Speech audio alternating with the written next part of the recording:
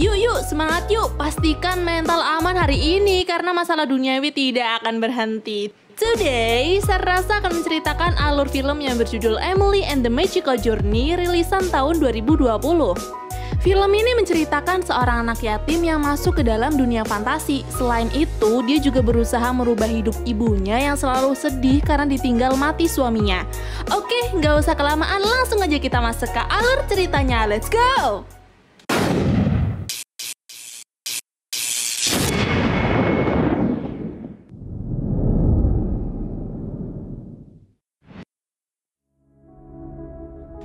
Film akan berfokus pada Emily yang hari itu sedang sibuk bermain basket bersama teman-temannya. Tapi entah apa yang terjadi pada dirinya, tiba-tiba Emily merasa tidak percaya diri untuk memasukkan bolanya ke dalam ring, sehingga dia pun mengoper bola kepada temannya yang lain. Setelah permainan selesai, salah satu temannya sempat menghampiri Emily untuk menawarinya tumpangan. Tapi Emily yang lagi nggak mood menolak tawaran itu dan memilih pulang sendirian. Setibanya di rumah, Emily tak menemukan ibu dan hanya ada pengasuhnya yang bernama Kayla. Kayla mengatakan jika ibu akan lembur hari ini, jadi dia akan pulang terlambat. Setelahnya, Emily menunjukkan hasil ulangan harian, yang ketika Kayla melihat hasilnya, Kayla sangat bangga kepada Emily. Tapi di balik itu, Emily masih belum terima akan meninggalnya sang ayah. Di kamar, Emily berharap jika ayahnya itu masih ada, dia ingin sekali diajari bagaimana caranya bermain bola basket yang benar. Singkatnya, setelah selesai makan, Emily yang sebenarnya akan pergi tidur, tiba-tiba berhenti dan menghampiri perpustakaan milik ibunya.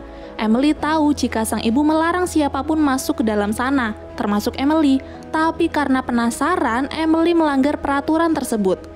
Di sana ia melihat sebuah peti yang ketika dibuka, ia melihat sebuah lukisan perempuan dengan kupu-kupu. Ketika Emily masih terpana dengan isi peti itu, tiba-tiba Kayla datang. Ia berusaha memperingatkan Emily, tapi bocah itu tak kunjung pergi sampai tiba-tiba... Sorry I'm late. You know you're not allowed in here? Emily sontak bingung dan ketakutan. Di sini dia berusaha meminta maaf kepada sang ibu, tapi ibu langsung membentak dan menyuruhnya segera meninggalkan ruangan tersebut. Seketika Emily terkejut. Dia sedikit tidak percaya jika ibunya itu tega membentaknya di depan orang lain. Tapi karena ini juga gara-gara kesalahannya, Emily pun pergi. Tapi dia sengaja berhenti di tangga karena ingin mendengar obrolan ibunya dengan Kayla yang mengatakan bahwa lukisan itu dibuat oleh mendiang suaminya dan semua karya tulis milik ibu terinspirasi dari lukisan tersebut. Saat Emily masuk kamar, secara ajaib di kasurnya sudah ada sebuah buku yang bergambar perempuan tadi. Emily lalu mencoba membaca buku berjudul Found Not Land secara sembunyi-sembunyi di balik selimut dan mengetahui jika perempuan itu bernama Nightingale. Biar gampang, kita panggil Nay aja ya, Cok. Ketika Emily hendak membuka buku itu lagi, tiba-tiba muncul serangga kecil yang bersinar, tapi di waktu yang sama juga terdengar suara ketukan pintu ibunya, yang membuat Emily dengan cepat pura-pura tidur. Tidak lama setelah ibunya pergi, cahaya tersebut datang kembali, dan kali ini menarik Emily untuk keluar. Di lorong dekat rumahnya, Emily melihat sebuah kristal yang bersinar, dan ketika dia dekati kristal tersebut, entah apa yang barusan terjadi, tapi sekarang Emily sudah berada di hutan. Dia yang bingung tapi penasaran pun mulai menyusuri hutan hingga ia bertemu dengan seorang perempuan yang tak lain adalah Nay. Nay ini ternyata adalah seorang peri, tapi anehnya ketika melihat kedatangan Emily, Nay malah takut dan berusaha bersembunyi. Untungnya, Emily bisa menenangkan Nay dan berusaha mendekatinya. Setelah Nay merasa jika Emily tidak berbahaya, ia bangun dan segera mengambil buah miliknya yang tadi berjatuhan. Lalu karena hari sudah mulai gelap, dengan ramahnya Nay langsung ngajak Emily untuk datang ke rumahnya. Sambil berkata, hutan sangat berbahaya jika sudah malam. Tanpa berpikir panjang, Emily pun setuju sampai tidak lama kemudian mereka pun sampai. Rumah Nay terletak di bawah pohon dan ternyata Nay tidak tinggal sendirian melainkan bersama monster bertubuh besar bernama Belorak. Tapi ketika Nay berniat ingin mengenalkan Belorak kepada Emily, Emily terkejut lalu lari ketakutan. Di sisi lain, monster itu juga terkejut dan berteriak. Untungnya Nay bisa mengondisikan keributan itu dengan menjelaskan kepada Emily jika Belorak tidak berbahaya dan menjelaskan kepada Belorak jika Emily bukan manusia jahat. Hingga akhirnya mereka pun bisa berteman baik. Scene berikutnya ketika Emily tidur, Nay menjelaskan kepada Belorak jika anak-anak adalah bentuk kecilnya manusia. Tapi bedanya anak-anak memiliki imajinasi yang sangat luas dan ingin tahu segala hal. Penuh kasih sayang dan tentunya tidak takut. Sadar jika Emily tidak punya rasa takut, Nay pun memiliki ide agar Emily bisa menolong negerinya. Entah apa yang terjadi dengan Fountainland, tapi setelah Emily bangun, Emily disuruh memilih monster yang ada di dalam botol. Di sini ada 3 monster, tapi karena Emily ingin terbang, dia pun memilih monster Pelicans. Merasa puas dengan pilihan Emily, Nay langsung mengajak anak itu keluar karena dia akan menaburkan serbuk monster pelikan itu di udara.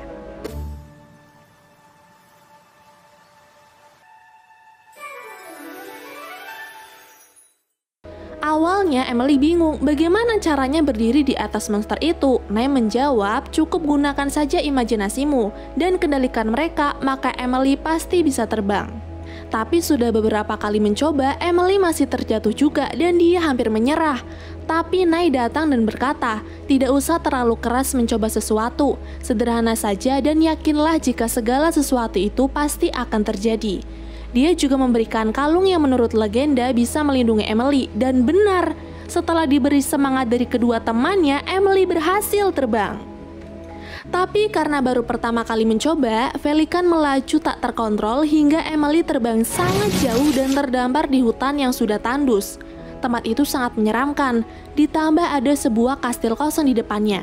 Tapi ternyata tempat itu tidak benar-benar kosong karena ada seorang wanita dengan Belorak lain sedang mengawasi Emily menggunakan teropong. Wanita itu menyadari jika Emily tidak merasa takut berada di tempat itu, sehingga dia pun menduga jika Emily pasti akan menjadi ancaman untuk dirinya. Kemudian datang para orang tua memanggil Emily untuk menjauh dan membawanya ke tempat tinggal mereka. Menurut para bapak-bapak itu, kemunculan para monster disebabkan oleh Emily, makanya Emily pun disuruh membantu mereka untuk menghentikan itu. Di sisi lain, Nay dan Belorak berusaha menolong Emily dengan menyamar sebagai bagian dari mereka. Awalnya Emily menolak pergi karena dia sendiri merasa bersalah. Tapi karena Nay tidak ingin Emily dalam bahaya, dia pun terpaksa membawa Emily pergi dan sesampainya di rumah barulah dia menceritakan semuanya. Kegelapan itu sudah terjadi selama bertahun-tahun, di mana dulu kastil yang sekarang gelap gulita dan menyeramkan pernah menjadi kastil yang indah dengan adanya kristal di puncak menara. Tapi setelah terjadinya gempa bumi, kristal itu tiba-tiba jatuh entah kemana. Si Morninglar penjaga kastil sempat mencari benda itu tapi tak kunjung ketemu, hingga suatu hari dirinya tiba-tiba menghilang. Setelah kejadian itu pula, anak-anak berubah menjadi manusia dewasa yang dipenuhi rasa takut. Sampai kemudian datang penyihir jahat yang sekarang mendiami kastil. Nah, bapak-bapak tua tadi itu adalah anak-anak yang berubah, Cok. Emily lalu bertanya, mengapa Nay tak bertanya kepada manusia dewasa yang mungkin bisa membantunya? Nay menjawab bahwa manusia dewasa terlalu takut. Lagi pula mereka tak percaya sihir dan dunia gaib. Dan jika mereka menemukan Nay bisa-bisa akan menghilang. Tapi Emily kemudian mengambil kesimpulan bahwa anak-anak bisa membantu karena mereka punya imajinasi dunia fantasi. Emily yang mengira jika kristal itu jatuh di sekitar Dying Field atau tempat menakutkan itu pun langsung meminta peta Fountainland kepada Nay. Dia berniat pergi ke sana karena hanya dirinya lah yang bisa. Setelah diberitahu wilayah mana saja yang menjadi bagian dari Dying Field, Emily yakin jika kristal itu telah jatuh ke dalam sumur gema. Mendengar itu, Nay kaget dan menolak Emily untuk pergi ke sana. Dia bilang dia dan monster lain sudah berusaha mencari-cari tapi tetap tidak ada. Namun ternyata keyakinan Emily tidak goyah. Dia dengan semangat pergi ke Dying Field diantar oleh Nay dan Belorak. Singkat waktu, mereka pun sampai di perbatasan. Nay dan Belorak hanya bisa mengantar Emily sampai di sana saja. Sebelum pergi, Nay berkata, jika monster itu terbangun, Emily tidak usah takut karena mereka tidak akan melakukan apa-apa. Mereka hanya akan diam sampai Emily merasa ketakutan. Makanya Nay berpesan jangan sampai Emily dikuasai rasa takut karena jika hal itu terjadi, maka hal buruk akan menimpa. Setelah berpamitan, Emily pun berangkat. Dari kejauhan terlihat penyihir itu memantau Emily dan teman-temannya. Merasa jika Emily bisa mengalahkannya, penyihir pun langsung mengeluarkan kekuatannya dan sedikit membuat Emily ketakutan. Para monster juga tidak lama kemudian muncul dan berusaha menghentikan Emily. Tapi beruntung Emily bisa melewati rintangan itu sampai dirinya pun sampai di sumur gema. Singkat cerita, Emily perlahan-lahan turun ke sumur.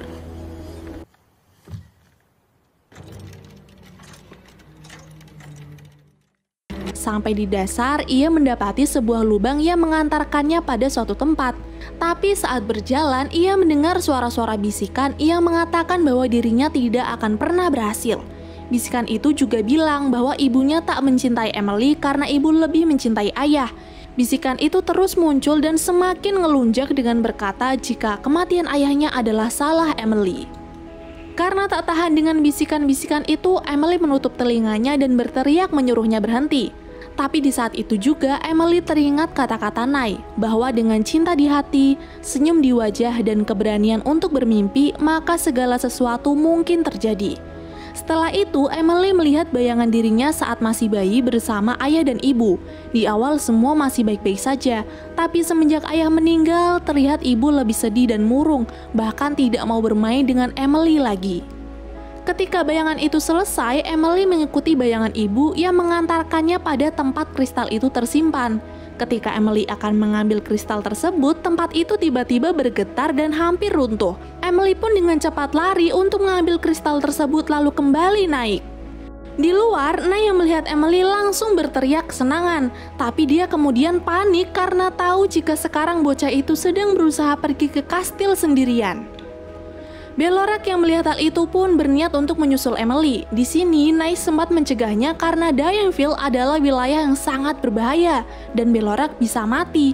Tapi karena tak ingin Emily celaka, monster itu tetap pergi. Dari belakang, Belorak menggendong Emily yang tengah berlari. Tapi belum sampai di kastil, Belorak jatuh tersandung dan Emily juga terpental. Kalung pemberian Nay juga terlepas. Emily lalu menghampiri Belorak yang sudah tak berdaya dan memohon untuk segera bangun. Emily berkata tanpa kalung dan Belorak, Emily tak bisa apapun. Namun Belorak memberikan keyakinan pada Emily bahwa dirinya pasti berhasil. Keajaiban itu bukan terletak pada Belorak atau kalung pemberian Nay, melainkan berasal dari hati Emily sendiri. Mendengar itu, Emily pun memutuskan pergi ke kastil sendirian. Sesampainya di sana, penyihir muncul di hadapan Emily untuk menggoyahkan keyakinan Emily tentang Fountain Land yang bisa diselamatkan hanya menggunakan sebuah kristal. Tapi ternyata Emily bisa memegang teguh keyakinannya hingga penyihir itu membiarkannya meletakkan kristal di puncak menara. Awalnya kristal tersebut tak bereaksi apapun, tapi ketika Emily memohon sambil menangis, kristal itu tiba-tiba bersinar dengan terang, membuat kegelapan menghilang dengan sekejap. Kini kastil telah kembali seperti dulu lagi. Manusia dewasa juga sudah kembali menjadi anak-anak dan Belorak selamat. Namun setelahnya Emily malah kembali ke tempat tidurnya. Emily yang terbangun lalu berjalan keluar dan menemui sang ibu yang tengah tertidur di perpustakaan. Tepat ketika ibunya bangun, Emily berkata jika dia tahu ibunya itu sangat merindukan ayah dan jujur, Emily juga merasakan hal yang sama. Setelah itu, Emily menyampaikan kata-kata milik Nay kepada ibunya yang ternyata kata-kata itu juga pernah diucapkan oleh sang ayah, sehingga ibu pun menangis dan memeluk Emily dengan erat. Dia sadar ketakutan tidak seharusnya membelenggu dirinya. Dia memang kehilangan suami, tapi Emily selalu hadir untuk dirinya. Kini hubungan ibu dan Emily pun menjadi lebih baik setelah ibunya keluar dari kesedihannya. Mereka juga jauh lebih semangat menjalani hari-hari berdua. 2 minggu kemudian Emily diantar sang ibu karena akan melakukan pertandingan basket di sekolah. Dan saat pertandingan itu berlangsung, keajaiban muncul di mana kupu-kupu Fountain Land datang dan membawanya terbang lagi, mengangkat kaki Emily sehingga ia dapat memasukkan bola ke dalam ring. Para penonton sontak bersorak dan memberi tepuk tangan karena Emily dan timnya berhasil memenangkan pertandingan. Terlihat ibunya bersama seorang pria juga mengucapkan selamat padanya. Di akhir scene, si pria yang ternyata duda dan sekaligus penggemar buku-buku karangan ibu berusaha untuk akrab dan film pun berakhir.